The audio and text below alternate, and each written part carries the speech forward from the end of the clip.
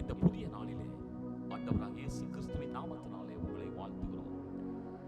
எரேமியா 15ஆம் அதிகாரம் 19ஆம் வசனத்தில் கர்த்தர் சொல்லுகிறார், நீ தீர்ப்பானதை நின்று விலையேற பெற்றதை பிரித்தெடுத்தால் என் வாய் போல் இருப்பார்.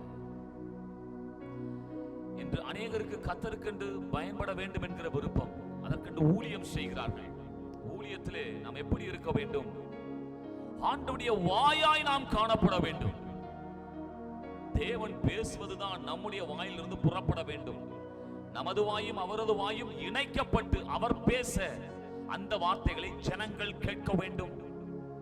இன்றைக்கு அநேக உபதேசங்கள் உண்டு. இந்த தீர்ப்பானது என்று விலையேற பெற்றதை நாம் பிரித்தெடுத்து சரியானதை ஜனங்களுக்கு போதிப்போமானால் ஆம், தேவனுடைய வாய் போல நாம் இருப்போம். அதன் மூலமாய் ஜனங்கள் ஆஸ்வதிக்கப்படுவார்கள், நம்மையும் கர்த்தர் ஆஸ்வதிப்பார். நாம் கர்த்தருடைய வாய் போல இருப்போம். அப்படிப்பட்ட ஊழியம் செய்வோம். கர்த்தர் நம்மை ஆஸ்வதிப்பாராக. ஆம்.